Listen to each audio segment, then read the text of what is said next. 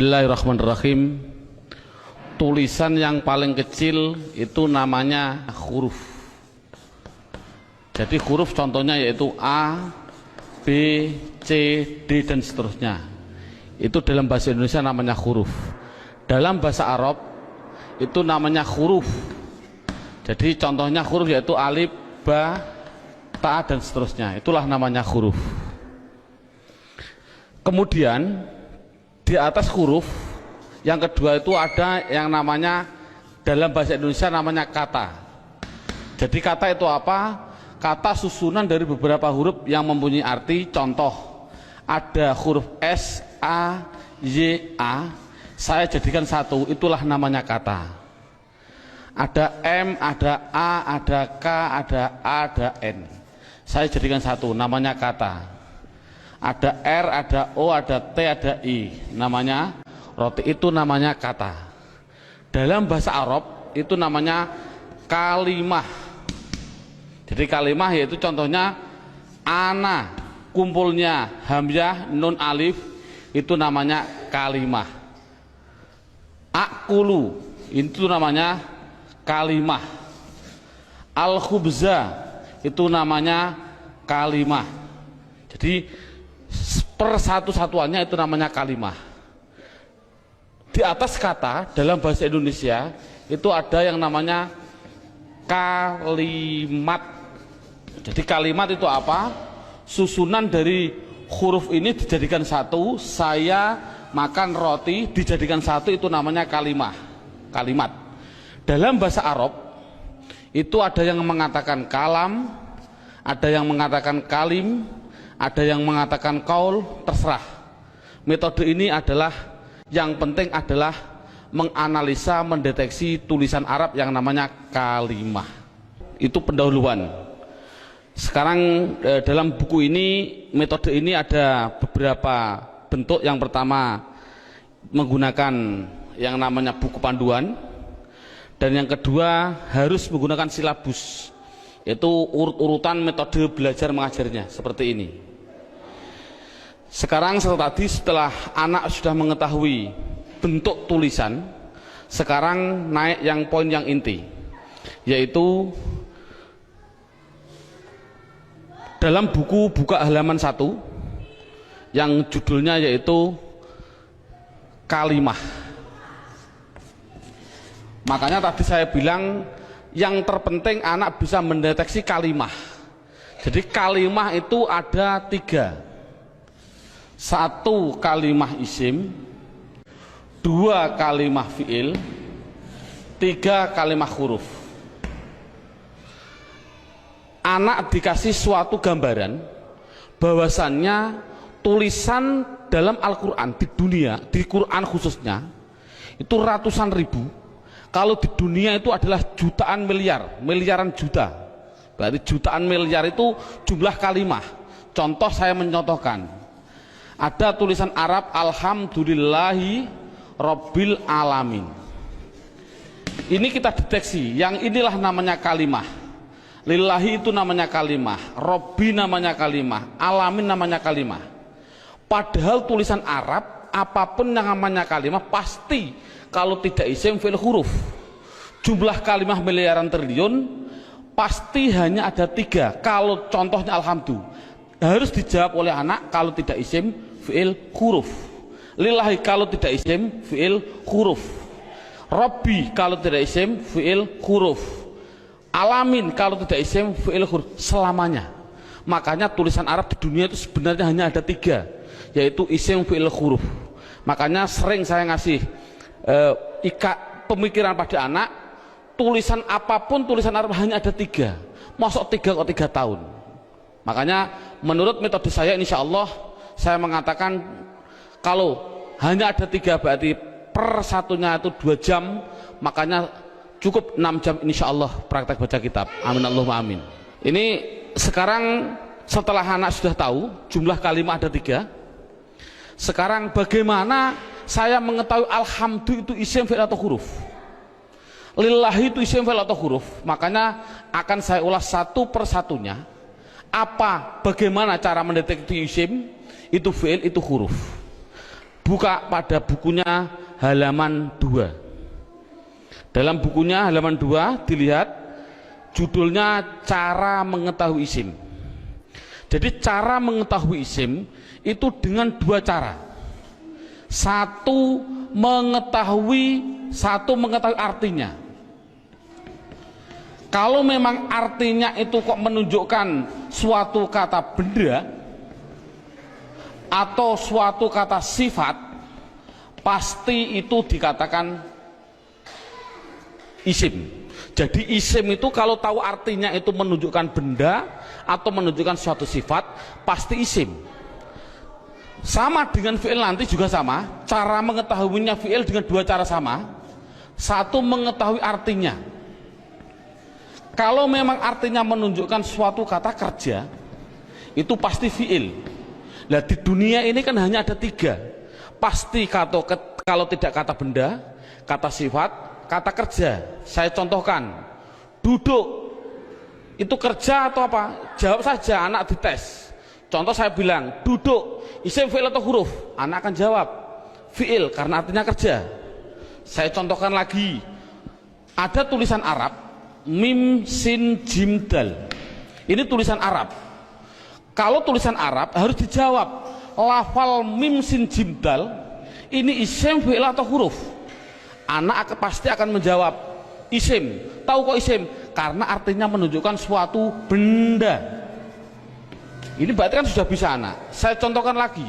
Saya bilang ada tulisan Arab, coba anak-anak lafal Arab ini jawab dengan 3 kategori, isim, fi'il atau huruf. Ini saya contohkan, mim, dal, ro, sin, ta. Artinya madrusah. Harus dijawab isim, fi'il atau huruf. Anak pasti akan menjawab itu isim. Tahu kok isim? Karena artinya benda. Oh 100. Jadi kalau ada apapun artinya benda atau sifat, contohnya Allahu Akbar, saya menerjemah Akbar itu artinya agung atau mulia. Ini agung itu kan suatu sifat, otomatis Akbar ini harus dijawab. Akbar itu isim, fi'il atau huruf? Anak akan jawab Akbar pasti isim. Tahu kok isim? Karena artinya itu suatu sifat. Jadi kesimpulannya adalah anak bisa mendeteksi, pertama mendeteksi isim, fi'il, huruf dari artinya. Kalau memang artinya benda atau sifat berarti isim, kalau artinya kerja berarti kalimah fi'il. Pertanyaan selanjutnya, Pak, tulisan Arab katanya miliaran triliun, di Al-Quran ada 700-an ribu. Bagaimana saya mengetahui itu isim, itu fi'il, itu huruf, padahal saya tidak tahu artinya? Oh, kalau tidak tahu artinya, lihat buku panduannya, yaitu lihat halaman 3. Dalam buku halaman 3 judulnya adalah mengetahui tanda-tanda kalimah isim. 1, kalau tidak tahu artinya, 1 harus mengetahui tanda-tandanya. Tanda-tandanya isim. Yang dimaksud tanda-tandanya adalah tanda-tandanya isim. Apa tanda-tandanya isim? Buku halaman 3, 1 yaitu dimasuki tanwin. Tanwin itu berarti baik tanwin dhammah, tanwin fathah, tanwin kasroh. Saya contohkan, hasibun, isim, fi'il atau huruf? Isim. Tahu kok isim? Karena ada tanwin. Untuk anak kecil mungkin kelas 5 diniyah, tanwin itu pasti di belakang. Tulis saja, disuruh di belakang. Bukunya tambah situ silahkan. Yang penting tanwin pasti di belakang. Baik tanwin dhammah, tanwin kasroh, tanwin fathah. Saya contohkan, hasibun. Ini tulisan Arab, harus dijawab isim, fi'il atau huruf? Artinya apa? Saya nggak tahu. Kalau tidak tahu ini harus dijawab isim. Mengapa ke isim? Karena ada tanwinnya. Saya menulis lagi, sohi bin, isim, fi'il atau huruf? Isim. Tahu kok isim? Karena ada tanwinnya. Berarti anak sudah bisa mendeteksi, yaitu tanda-tanda yang pertama kalimah isim, yaitu dimasuki tanwin. Sekarang yang nomor 2, Tanda-tanda isim yang nomor 2 itu kalau ada tulisan Arab depannya dikasih al, makanya dalam bukunya hanya dimasuki al, garis miring di depan. Jadi kalau ada tulisan Arab depannya ada alif dan lam, pasti itu isim. Contoh, alhamdu, harus dijawab isim fi'il atau huruf, jawabnya adalah isim. Tahu kok isim? Karena dimasuki al. Ar-Rahim, isim fi'il atau huruf, isim. Tahu kok isim? Karena ada al. Dan seterusnya. Sekarang yang ketiga, tanda-tanda isim yang ketiga yaitu dimasuki yang namanya huruf jar. Huruf jar itu apa sih? Huruf jar itu adalah tertentu, lafalnya tertentu, yaitu ada tulisan itu berupa apa? Min, ila, an, ala, dan seterusnya. Di dalam buku sudah ada. Min artinya dari, ila artinya ke, an artinya dari, ala artinya di atas, dan seterusnya. Jadi kalau ada tulisan Arab dimasuki min, yang mana huruf jar itu pasti tempatnya di depan suatu kalimah, mesti itu adalah kalimah isim. Contoh, saya mencontohkan ada tulisan Arab, zahaba zaidun ila suq, zahaba zaidun ila suq. Anak saya tes satu persatu dulu. Zaidun isim fi'il atau huruf? Isim. Tahu kok isim? Karena ada tanwinnya. Suq isim fi'il atau huruf? Isim. Tahu kok isim? Karena dimasuki huruf jar yang namanya ila. Artinya apa saya suq? Tidak tahu, tidak penting. Ini kan tidak penting. Yang penting itu bisa mendeteksi itu pasti kalimah isim. Contohnya lagi, ada contoh yang namanya ada roja'a. Saya contohkan, roja'a kembali. Siapa yang kembali? Bakrun, siapa bakar? Kembali mindukan, mindukan. Bakrun isim fi'il atau huruf? Jawabnya isim. Tahu kok isim? Karena ada tanwin. Mindukan, dukan itu isim fi'il atau huruf? Isim. Tahu kok isim? Karena dimasuki huruf jar min. Artinya apa? Tidak penting. Jadi makanya itu adalah tanda-tanda kalimah isim. Yang ketiga, yang keempat, tanda-tanda isim yang keempat di situ saya tulis. Ya, saya hapus dulu. Tanda-tanda isim yang keempat yaitu dimasuki namanya huruf kosam. Kosam itu artinya sumpah. Kosam artinya sumpah. Di sini huruf kosam hanya ada 3, wawu, ba, ta. Untuk anak pemula jangan dicontohkan selain lafal Allah, jangan. Untuk pemula jangan. Contoh, wal asri. Asri ini adalah isim. Tahu kok isim? Karena ada wawu kosam. Tidak perlu sebenarnya. Yang penting itu adalah wawu kosam nanti. Contohkan saja wallahi. Berarti Allah itu isim karena apa? Dimasuki wawu ini. Itu aja masih bingung untuk anak didik. Jadi kesimpulannya kosam tidak begitu penting. Yang penting yang terakhir ini. Tanda-tanda isim yang terakhir yang kelima yaitu dimasuki yang namanya mamimu. Contohkan, ini contoh mamimu di sini dalam buku panduan. Di situ lihat halaman 65. Halaman 65 dalam bukunya dibuka. Contohnya halaman 65 yaitu fa'ala yaf'ulu fa'lan wa maf'alan fahuwa fa'ilun wa dzaka maf'ulun. Saya ambil yang penting-penting saja. Uf'ul la taf'ul, maf'alun 2 kali ini, maf'alun mif'alun. Cara menerangkan pada anak bahwasannya fa'ala yaf'ulu fa'lan ini adalah dalam bahasa pramuka namanya kata sandi. Kalau dalam bahasa komputer namanya keyword atau password. Atau password, katakan saja password. Passwordnya itu apa? Itu namanya fa'ala. Karena apa? Fa'ala itu adalah hitungan hanya ada 3. 1, 2, 3. Artinya tulisan Arab di dunia, saya tadi bilang miliaran triliun itu pasti dari 3 kata dasar. Saya bilang contoh, memukul, doroba, ini namanya 1, 2, 3. Duduk, jalasa, 1, 2, 3. Menolong, nasoro, 1, 2, 3. Inilah jadi tulisan Arab itu pasti 3. Contoh fa'ala berarti saya contohkan di atas. Makanya anak, kalau insya Allah kalau anak desa biasanya sudah bisa. Ini namanya fi'il, ini namanya fi'il. Sebagai kata sandi namanya fi'il. Namanya fi'il, ain fi'il, lam fi'il. Jadi dot itu bertepatan dengan fa, namanya fi'il. Ro bertepatan dengan ain, namanya ain fi'il. Ba bertepatan dengan lam, namanya lam fi'il. Jadi pasti tulisan Arab miliaran triliun itu pasti dari 3 kata dasar. Itu pasti.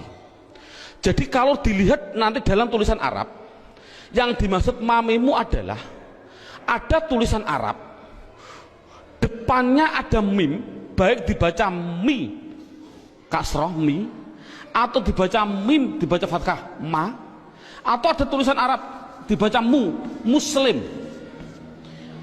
Kalau ada tulisan Arab depannya kok dikasih mim dan jumlahnya pasti 4, berarti kan 3 yang asli, mim lam sin asli, mim tambahan, lam fa lam ain fa asli, mim tambahan. Jadi kalau ada tulisan Arab depannya ada mim, baik dibaca ma atau mi atau mu, pasti itu kalimat isim. Contoh, muslim, isim fi'il atau huruf? Jawabnya adalah isim. Tahu kok isim? Karena dimasuki mu. Saya menulis masjid, isim fi'il atau huruf? Isim. Tahu kok isim? Karena dimasuki ma. Dan seterusnya. Saya bilang madrasah, isim fi'il atau huruf? Isim. Tahu kok isim? Karena dimasuki ma. Jadi tulisan Arab kalau ada mim dibaca baik fathah, kasroh, dumah, itu pasti kalimat isim. Sekarang saya tambah sedikit suatu pengenalan. Kalau ada tulisan Arab,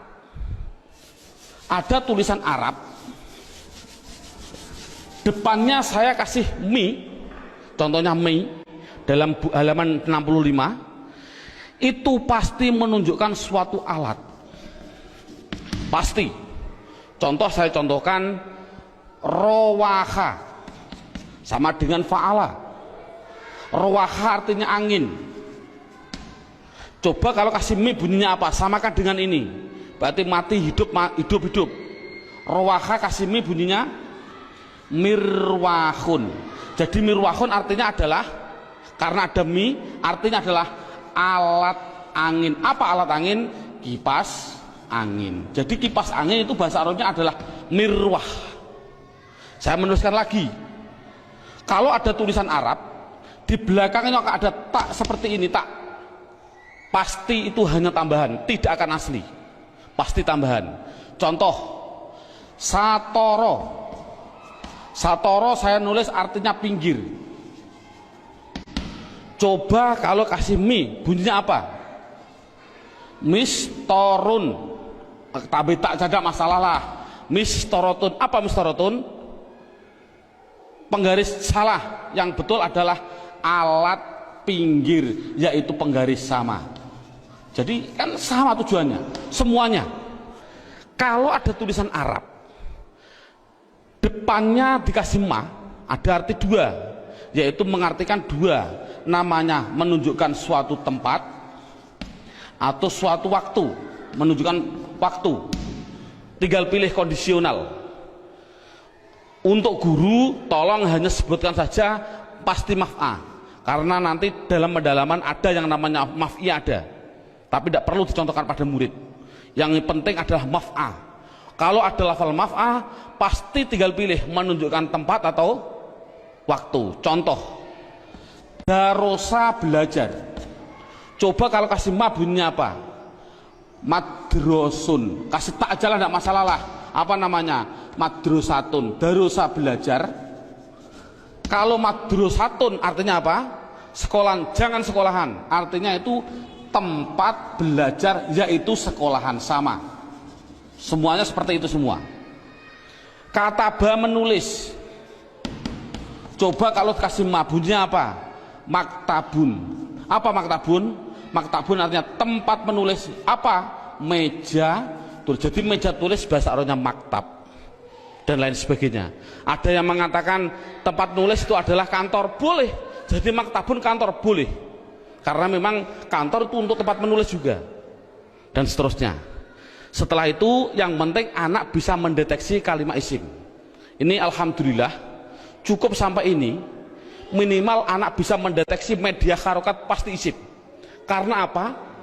Kita semua bisa melihat yang namanya isim di media harokat itu pasti ada tanda-tandanya itu semua, kecuali satu yang namanya mudhof. Ini murid tidak perlu diterangkan. Ini khusus spesial guru, karena semua media harokat bisa dideteksi itu isim. Saya bisa mendeteksi kecuali satu, apa yang namanya mudhof. Berarti mudhof. Apa mudhof itu? Nanti tidak perlu kita terangkan pada anak. Ini yang pertama. Sekarang alhamdulillah beberapa menit sudah bisa anak bisa mendeteksi tulisan Arab yang namanya isim. Sekarang kita mendeteksi yang kedua yang namanya kalimah fi'il. Kita mendeteksi yang kedua namanya kalimah fi'il. Tadi saya bilang kalimah ada 3 isim fi'il huruf. Isim mengetahui artinya, kalau benda sifat menunjukkan benda atau sifat berarti isim. Kalau tidak tahu artinya, mengetahui tanda-tandanya. Sama dengan fi'il. Kalau mengetahui artinya, itu artinya menunjukkan suatu kerja, berarti kalimah fi'il. Tadi sudah saya terangkan. Kalau tidak tahu semuanya Pak, oh sama dengan isim, yaitu mengetahui tanda-tandanya. Lihat buku panduannya, yaitu halaman 10. Buku panduan halaman 10.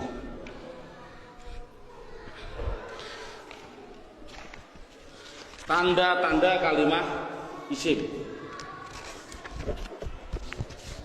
1 dimasuki kot. Di situ saya 1 dimasuki kot.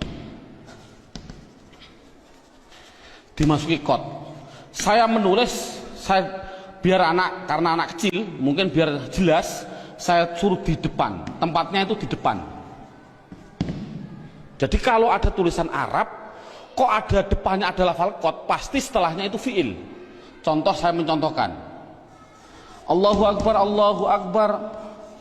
Qad qomatis sholah, qad qomatis sholah. Ini adalah lafal kot. Koma itu mau tidak mau harus saya jawab itu kalimat fi'il. Tahu kok fi'il? Karena dia dimasuki kot. Ini kan paling mudah. Jadi kalau ada dimasuki kot itu namanya kalimah fi'il. Apa artinya koma? Tidak penting. Yang penting tahu itu adalah fi'il. Tanda-tanda yang kedua yaitu dimasuki yang namanya sin. Tolong lafal sin tidak usah diterangkan. Karena apa kok menerangkan? Wong saya menerangkan fi'il saja belum tahu, saya contohkan. Lafal sayaqulus sufa. Yaqulu itu adalah fi'il karena apa? Dimasuki sin, tidak akan mungkin paham anak. Makanya sin adalah ditinggal dulu. Karena dia belum bisa mendeteksi semuanya. Jadi sin saya tinggal. Tanda-tanda fi'il yang ketiga yaitu dimasuki yang namanya saufa. Dimasuki yang namanya saufa. Tulis saja sama, sin ya di depan, saufa ya di depan sama. Contoh yang biasa yang sering didengarkan oleh anak, contoh saya bilang kala saufata lamun, tak lamun itu pasti saya mengatakan fi'il. Karena apa? Karena dimasuki saufa. Artinya apa? Tidak penting. Karena sudah tahu itu artinya saufa. Saufa itu masuk pada kalimat tadi mesti kalimat fi'il. Ini paling mudah. Yang terakhir tanda-tanda fiil yaitu dimasuki yang namanya taknis. Saya suruh menambahi pada anak. Taknis itu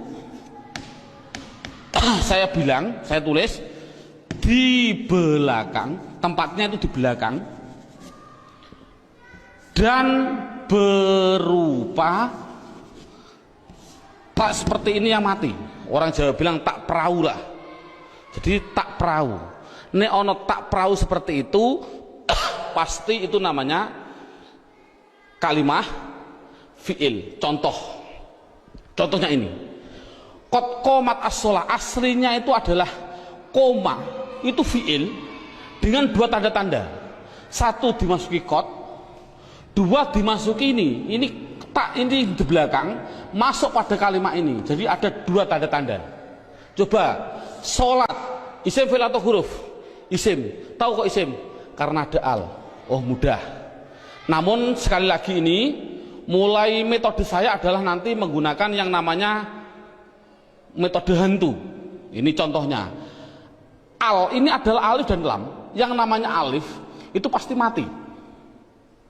Yang namanya alif pasti mati. Ada mati ketemu mati, itu namanya hantu. Saya tulis mati ketemu mati namanya apa? Hantu. Orang Arab tidak senang hantu. Akhirnya biar ini hidup, akhirnya dikasih biar berdoa. Bunyi apa? Qad qomatis shalah. Bukan qad qomat shalah lagi, tapi qad qomatis shalah. Saya contohkan lagi. Lafal min ketemu masjid. Bunyinya apa? Min al masjid. Tidak boleh karena ini ada al, alif mati ketemu mati namanya hantu. Tidak boleh, harus dihidupkan biar berdoa. Bunyinya minal masjidi. Contoh lagi, an ketemu madrasah, bunyinya apa? Anil. Kok bisa anil? Oh karena ada mati ketemu mati namanya hantu. Ini sekali lagi orang Arab itu tidak senang atas hantu. Kesimpulannya adalah berapa menit mulai pertama dan sekarang ini anak sudah bisa mendeteksi media harokat yang namanya isim dan fiil. Alhamdulillah dengan beberapa menit anak sudah bisa mendeteksi namanya media harokat isim atau fiil. Karena apa? Huruf itu hanya huruf jar. Katakan saja huruf jar. Ada huruf li taukid dan sebagainya, itu tidak penting. Berarti kalau huruf jar itu tertentu tadi hanya min ila ada berapa 9, selain itu tulisan Arab pasti hanya isim dan fiil. Anak sudah bisa mendeteksi kecuali tadi mudhof. Alhamdulillah. Sekarang kita naik poin yang keempat.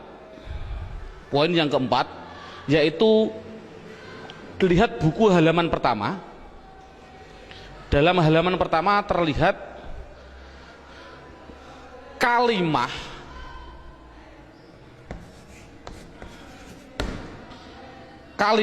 isim, fiil, huruf.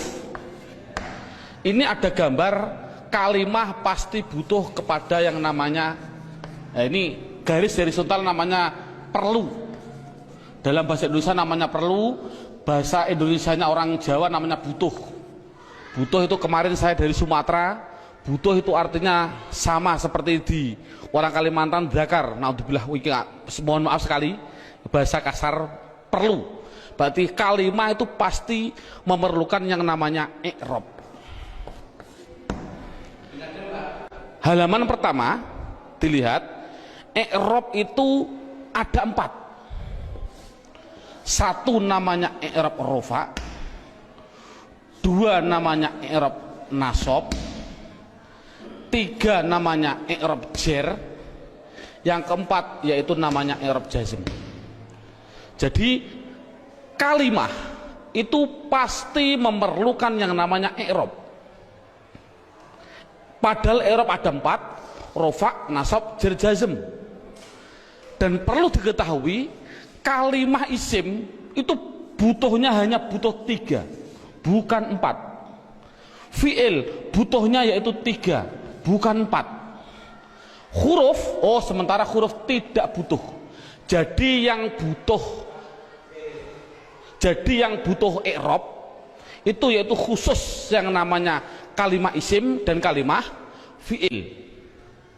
Apa i'rab itu nanti saya terangkan. Yang penting isim itu butuh 3. Apa namanya? Dan perlu ditulis dulu. Anak harus digaris bawahi. Rofa pasti domah. Dibilang pasti. Karena pengalaman saya pada waktu kecil, Pak Guru menerangkan rofa yaitu domah, wawu, alif, nun. Itu saya juga bingung.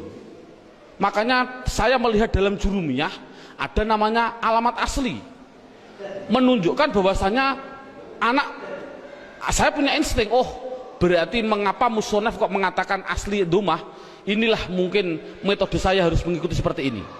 Jadi setiap anak pastikan yang namanya rofa pasti domah, yang namanya nasab pasti fathah, yang namanya jer pasti kasroh, yang namanya jazm pasti sukun.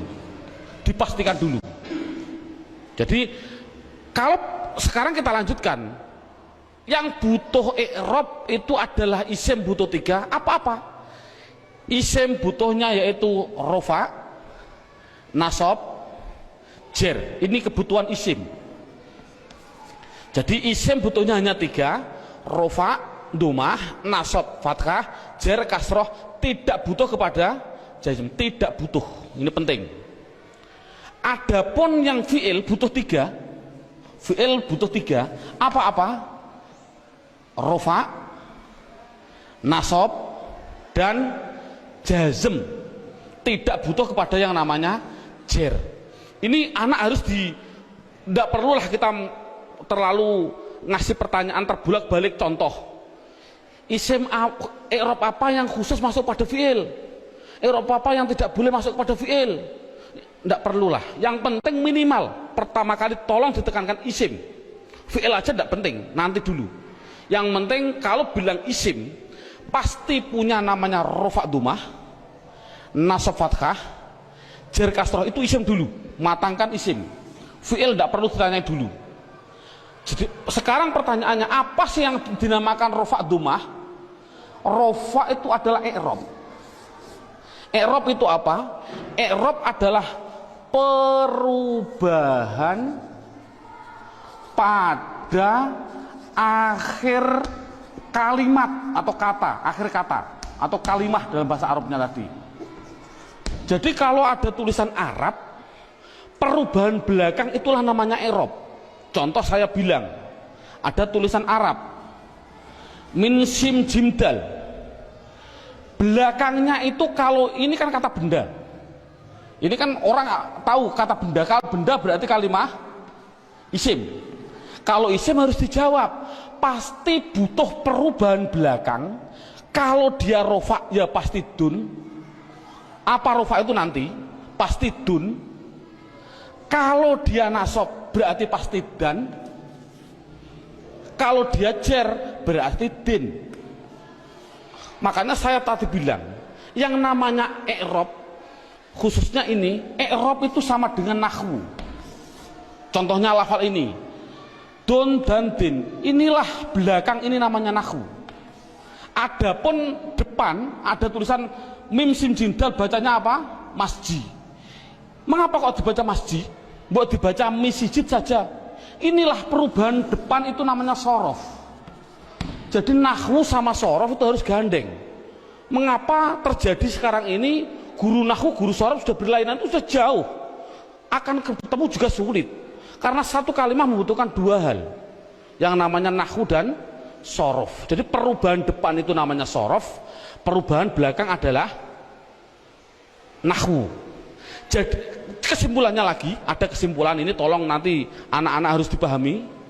Yang namanya isim, yang namanya, saya ini kesimpulan, isim pasti butuh 2 hal belakangnya. Kalau ada al, kalau tidak ada al ya ditanwin. Itu prinsip. Jadi kalau ada tulisan Arab kok dia menunjukkan suatu isim, itu harus kasih tanwin kalau tidak ada alnya. Kalau ada alnya jangan ditanwin. Contoh, masjid ini kan tidak ada alnya, makanya saya balang dun dan din. Coba kalau saya kasih al, al masjid, coba rofaknya bunyinya bagaimana? Al masjid, jangan ditanwin karena ada al. Nasabnya bunyinya bagaimana? Al masjidah. Jernya bunyinya bagaimana? Al masjidi. Ini contoh. Dalam buku panduan saya, anak harus dites dengan contoh dua, yaitu dengan lafal basmalah dan takbir. Saya contohkan. Kita kasih contoh yang biasa dibaca oleh anak.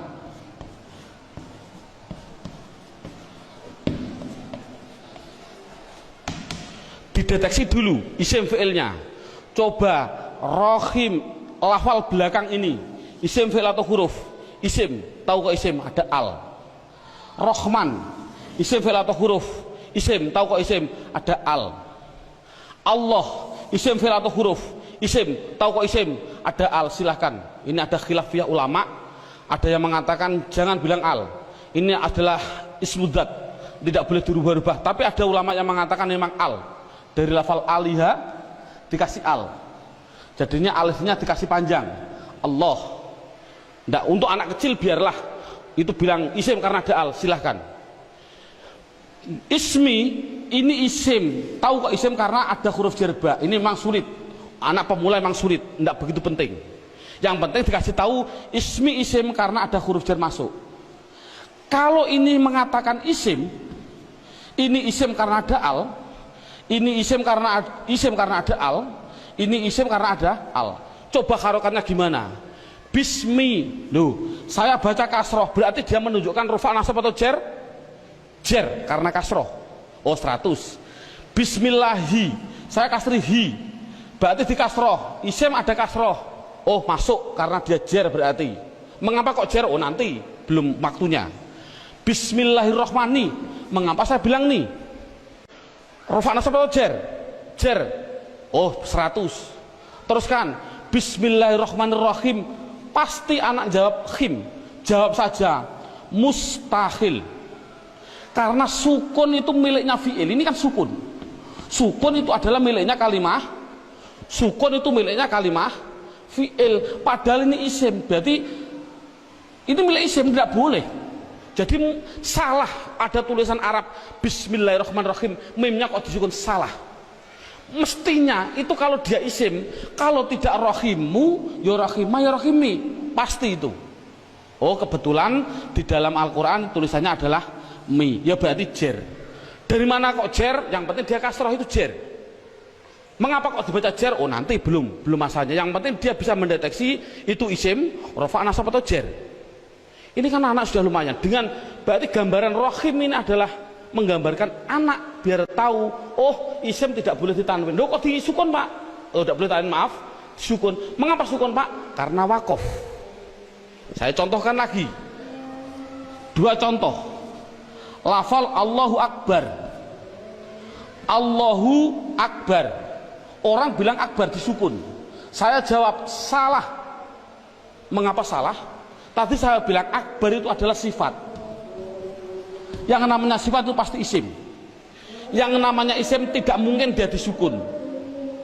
Di dalam tulisannya kalau begini. Karena apa? Sifat isim tidak boleh sukun. Karena sukun itu miliknya fi'il. Kalau isim itu pasti kalau tidak ru, ya ro, ya ri. Mengapa tidak ditanwin? Nanti.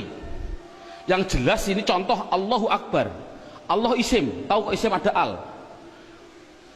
Rofa nasab atau jer? Rofa, tahu kok rofa? Karena dumah. Akbar yang betul adalah akbaru. Jadi mengapa kok dibilang bar? Karena wakof. Kalau nulis adalah ru yang betul. Makanya sering saya kasih pertanyaan, bagaimana hukumnya ada orang sholat bilang Allahu Akbaru, sah nggak? Jawabnya adalah sah, karena nakunya seperti itu. Namun yang terbaik memang adalah wakof. Seperti ini. Bismillahirrahmanirrahim, karena wakof. Jadi intinya adalah yang namanya i'rab ada 4 rofa nasab jar jazm. Khusus kita tekankan pada isim. Yang namanya isim belakangnya pasti rofa dumah, nasab fathah, jar kasroh. Itu kesimpulannya. Sekarang silabusnya poin yang kelima, judulnya yaitu pendalaman isim.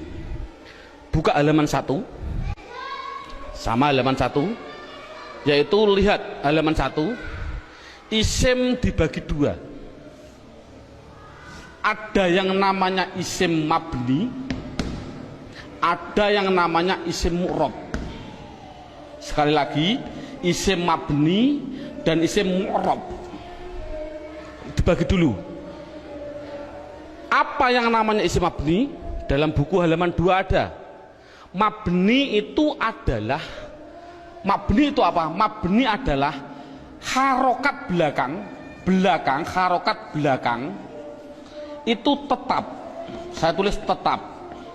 Itulah namanya mabni. Jadi mabni itu apa? Mabni harokat belakang tetap. Mu'rab itu apa? Mu'rab yaitu harokat belakang berubah-ubah. Harokat belakang berubah-ubah. Jadi itu kesimpulannya. Jadi isim harus dibagi 2, isim mabni dan isim mu'rab. Isim mabni belakangnya tetap, isim mu'rab belakangnya berubah-ubah. Isim mabni sekarang diperinci satu persatu.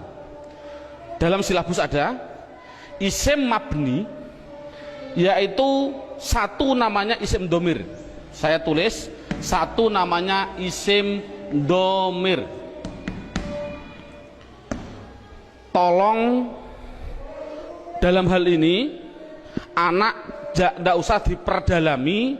Yang namanya pada waktu pengalaman saya dulu kecil, Pak Guru bilang domir itu ada 2, seperti contoh seperti ini. Domir ada 2, domir baris dan domir mustatir. Baris muttasil ada 2, baris munfasil ada 2, muttasil ada 4, dan domir mustatir ada yang jawas dan ada yang wujub. Ini enggak, dulu saya suruh menghafalkan ini domir saja, itu mungkin 1 bulan. Nah, menurut saya kita ambil yang pokok dulu. Dengan metode ini adalah metode saya bilang domir yang berupa domir baris munfasil rufa, yaitu pendalamannya dalam buku. Lihat halaman buku yaitu dilihat halaman 4. Halaman 4 dilihat judulnya isim domir. Di situ saya tulis yaitu lafal huwa, huma, hum, ya, huma, hunna, anta, antuma, antum, anti, antuma, antunna. Yang terakhir ana, nahnu. Jadi jumlahnya 14. 1, 2, 3, 6, 9, 12, 14, 13, 14. Jadi jumlahnya saya bilang isim domir adalah jumlahnya 14. Contohnya huwa, mahum. Yang namanya domir itu adalah kata ganti. Dalam buku huwa itu kata ganti dari siapa? Kata ganti dari dia. Dia siapa? Dia laki-laki 1. Ini yang namanya goib. Jadi kesimpulannya huma kata ganti dari siapa? Dia laki-laki 2 yang goib. Hum kata ganti dari apa? Mereka atau mereka. Siapa mereka? Laki-laki 3 ke atas yang goib. Jadi kesimpulannya ini adalah namanya laki-laki. Ini berarti 1, 2, 3 ke atas ini perempuan. Tapi ini adalah semuanya adalah goib. Sekali lagi, ini adalah goib. Berarti dia perempuan 1 goibah atau goibah. Huma 2 perempuan goibah. Huna 3 ke atas perempuan goibah. Jadi inti kesimpulannya adalah 3 ini laki-laki, 3 ini perempuan yang semuanya adalah katakan goib. Anta Kata ganti siapa? Dari kamu. Kamu siapa? Kamu laki-laki satu yang hadir. Saya simpulkan, intinya ini adalah laki-laki yang anti antuma antuna, saya simpulkan perempuan, namun dua-duanya ini namanya hadir. Namanya hadir. Ana artinya saya, nahnu artinya kita. Penjelasannya, mengapa domir dikatakan mabdi? Ini anak dijelaskan dengan dua pendekatan. Contoh lafal huwa. Huwa itu kata ganti siapa? Dari dia. Dia satu orang laki-laki, satu orang Inggris. Kata gantinya juga dia. Tetap inilah akhirnya wa. Selamanya akhirnya dibaca wa. Makanya dikatakan mabni adalah belakangnya tetap, yaitu tetap dibaca fathah. Dia orang Amerika, ya sama tetap wa. Orang Indonesia, ya tetap wa. Jangan mentang-mentang orang Indonesianya orang pendek-pendek terus dibilang wi. Kalau orang Arab atau orangnya tinggi-tinggi wu, enggak boleh. Kesimpulannya adalah selamanya pasti akhirnya tetap berupa yang namanya wa. Itu pendekatan secara logika. Pendekatan secara nahwiyah walaupun salah, karena walaupun salah, contoh huwa dia dibaca rofa ya tetap huwa. Dia karena isim kan dibaca nasab ya tetap huwa. Dibaca jar ya tetap huwa. Sekali lagi untuk seorang guru, cara menerangkan seperti ini walaupun salah, kan tidak mungkin huwa itu adalah dhamir rofa, kok bisa nasab. Itu contoh seorang guru, ini penting untuk seorang guru. Ngomong ini permasalahannya, pengalaman saya keliling, pertanyaan saya itu rata-rata di dalam hal ghaib dan hadir. Saya bilang, apa sih artinya ghaib dan apa sih artinya hadir? Rata-rata orang mikir ghaib adalah tidak ada orangnya, hadir adalah ada orangnya, padahal salah. Pengertian ghaib adalah tidak diajak bicara, walaupun ada di sampingnya. Samping saya ada namanya Zaid. Ada orang tanya, Pak, Zaid mau ke Semarang kok, bilang pada saya, padahal di samping saya ada Zaid. Ini namanya hadir atau ghaib? Ghaib, karena orangnya bicara sama saya, bukan pada Zaid. Jadi kata gantinya pada Zaid adalah wa. Ini menunjukkan artinya ghaib, yaitu jangan diartikan tidak ada orangnya, diartikan apa? Tidak diajak bicara. Kalau hadir ya berarti diajak bicara. Itu kesimpulannya adalah mabni harokat belakangnya tetap selamanya. Contoh mereka selamanya mesti hum, disukun selamanya. Jadi saya tulis di situ pertama isim domir mabni jumlahnya adalah 14. Buka seterusnya bukunya halaman 5. Yang kedua, mabni yang kedua yaitu yang namanya di situ saya tulis isim isyarah. Isim isyarah tidak perlu kita terlalu banyak mencontohkan. Isim isyarah itu kita contohkan hanya yang mudah-mudah saja. Contoh isim isyarah ada 3. Ada yang namanya qorib, ada yang namanya wasit, ada yang namanya ba'id. Qorib artinya dekat, wasit artinya sedang, ba'id artinya jauh. Contoh, orang bilang isyarah menunjukkan qorib iki, orang Jawa bilang iki, kalau sedang iku, kalau jauh kai, itu orang Jawa bilang. Tapi kalau orang Sunda iya, eta, itu ya salah, itu milik orang Indonesia, bukan orang Sunda sebenarnya. Tapi orang Sunda tidak punya jauh, sama dengan kita. Ini ndak, masalahnya adalah contoh qorib. Kalau laki-laki hadza, kalau perempuan hadhihi, dengan dua contoh saja ini. Contoh lafal hadza. Siapa ini selamanya dibaca dza, akhirnya dza. Walaupun yang ditanyakan seorang kiai, seorang gubernur, seorang presiden, tetap siapa ini, man hadza, selamanya dibaca dza belakangnya. Jangan berupa dzi atau du.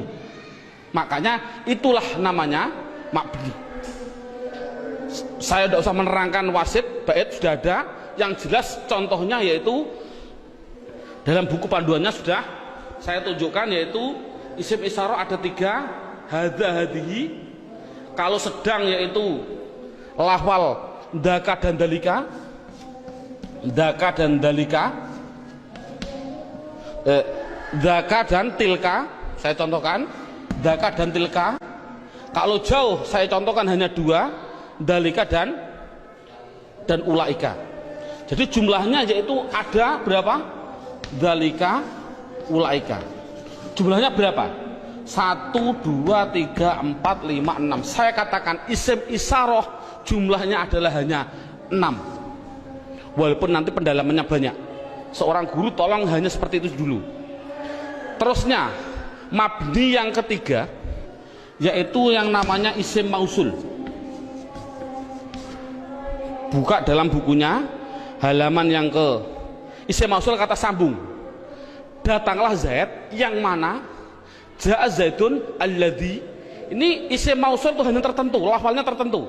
Sudah dalam bukunya ada, yaitu lafal alladzi, alladzina, alladzi, alladani, alladzina. Contoh saya tidak usah nulis. Mohon dilihat contoh ini, isim mausul tertentu. Alladzi, alladani, alladina, allati, allatani, allati. Cukup sebutkan hanya 6 saja, yaitu biar anak hanya tahu isim mausul jumlahnya hanya ada 6. Mabni yang keempat.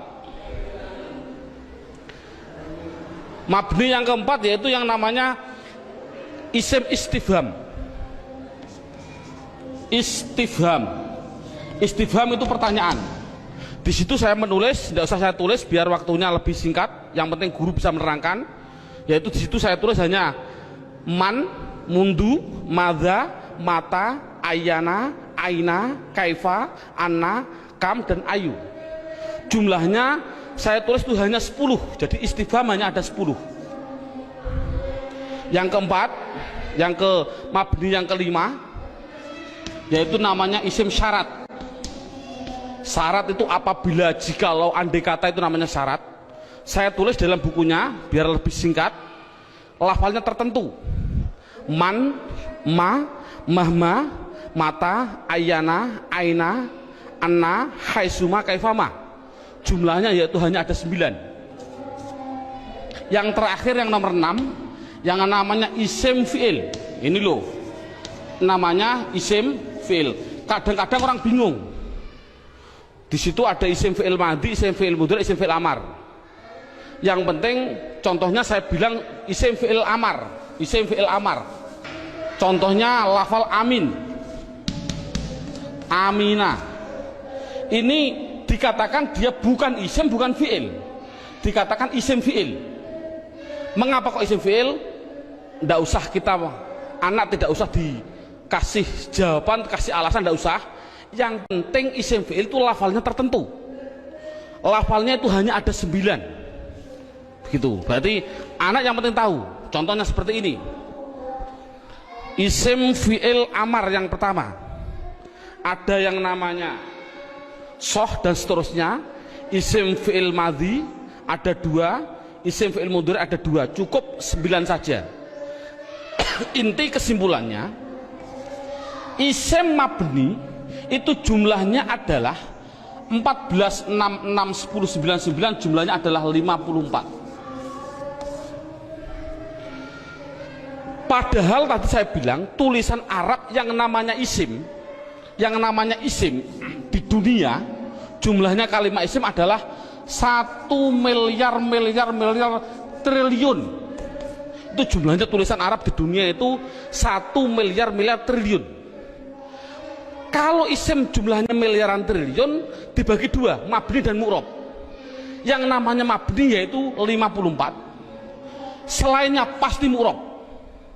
Kesimpulannya, isim mu'rob adalah yang tidak berupa mabni. Saya mohon maaf untuk seorang ustadz, seorang guru.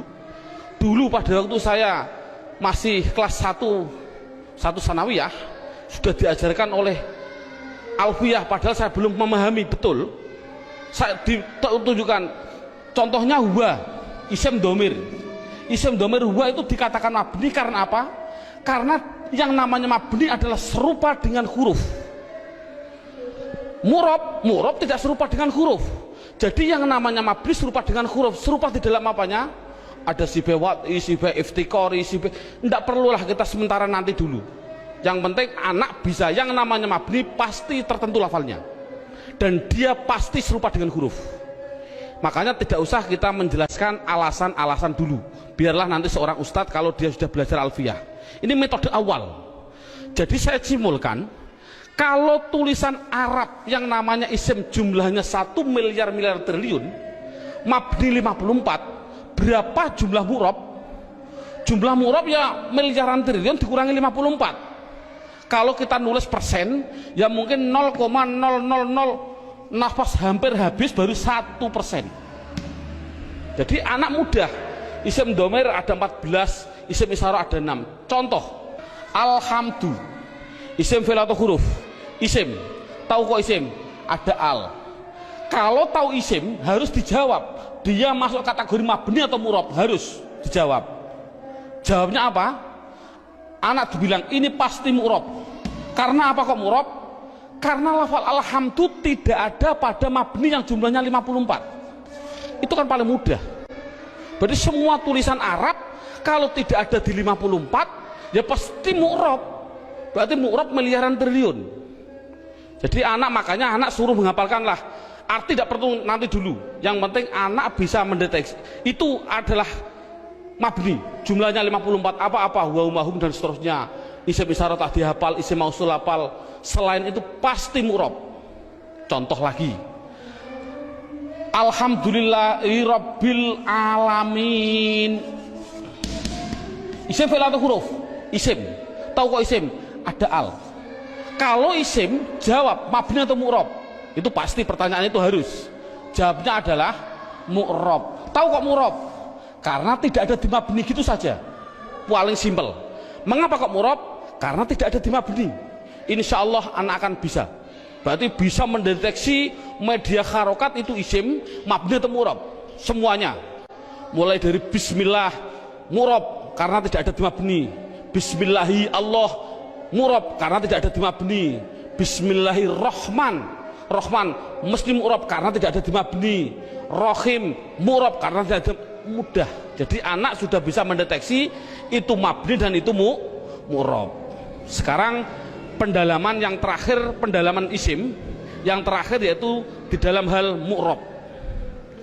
Dalam buku panduannya lihat halaman 8. Lihat halaman 8. Halaman 8 sudah tertulis, saya tulis di situ.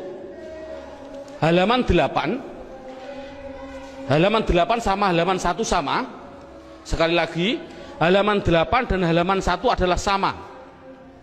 Yang namanya mu'rob itu tadinya ada 6. 6 jumlah total 54.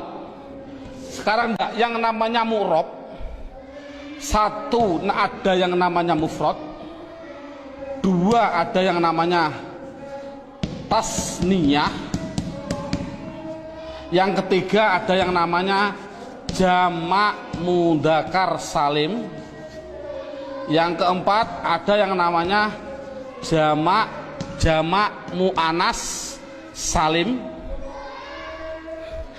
yang kelima, nah ini saya batasi cukup mu'rob, yang penting anak bisa 4, mufrad tasniyah jamak mudzakkar salim jamak muannas salim. Yang kelima sampai yang ke-9 tidak penting. Sekali lagi metode ini adalah tidak penting. Karena apa? Karena mu'rob yang 4 ini itu sudah mendominasi dalam tulisan Arab 80% dari tulisan Arab. itu pasti terjadi dari 4. Makanya anak harus ditekankan di dalam 4 tadi. Berarti sekali lagi, mu'rob yang jumlahnya miliaran triliun dikurangi 54 itu harus dimasukkan di antara 4 ini. Berarti di antara 4 ini mufrad, tasniyah, jamak mudzakkar salim, jamak muannats salim. Sekarang anak diterangkan apa sih yang namanya isim mufrad. Lihat ini, mufrad itu bahasa Arab. Artinya apa mufrad? Artinya satu. Baik dia seorang laki-laki atau perempuan, pokoknya satu, itu nama bahasa Arabnya mufrad. Tasniyah itu bahasa Arab. Apa sih artinya tasniyah? Tasniyah itu artinya 2. Baik dia seorang laki-laki atau perempuan. Yang ketiga namanya jamak mudzakkar salim. Jamak itu artinya banyak, banyak itu artinya 3 ke atas, 3 plus. Mudzakkar artinya laki-laki, salim artinya selamat, berarti laki-laki yang selamat. Ngonoke selamat cara jayani. Yang keempat, jamak muannats salim. Jamak artinya 3 ke atas, muannats artinya perempuan, salim selamat. Jadi sementara anak dites dengan bahasa Jawa atau bahasa Indonesia, disuruh mengarabkan. Contoh saya bilang, coba saya bilang 2 buku itu mufrad atau tasniyah atau jamak mudzakkar salim atau jamak muannats salim? Jawab tasniyah. Tahu kok tasniyah? Karena artinya 2. Saya bilang 5 bakar, mufrad, tasniyah atau jamak mudzakkar atau jamak muannats? Jawab jamak mudzakkar salim. Karena apa? Artinya 5 3 ke atas, zaid adalah, bakar adalah laki-laki. Jadi anak sudah bisa dites dengan bahasa Jawa, disuruh membahasa Arabkan. Contoh sekali lagi, 2 zaid tasniyah, 5 bakar jamak mudzakkar salim, 10 hindun, hindun itu perempuan, jamak muannats salim. Bakar 1 artinya mufrad, Zainab 1 artinya mufrad bahasa Arabnya. Nah, kalau ada tulisan Arab kok tidak berupa mabni yang jumlahnya 54, pasti harus dimasukkan mu'rob. Kalau mu'rob harus dimasukkan di antara 4 ini, harus apa mufrad, apa tasniyah, apa jamak mudzakkar salim, apa jamak muannats salim, pasti harus masuk semua tulisan mu'rob. Contoh, nah ini bagaimana saya mengetahui Pak tulisan Arab itu mufrad, tasniyah, jamak mudzakkar salim, jamak muannats salim? Lihat bukunya halaman 8. Kalau ada tulisan Arab,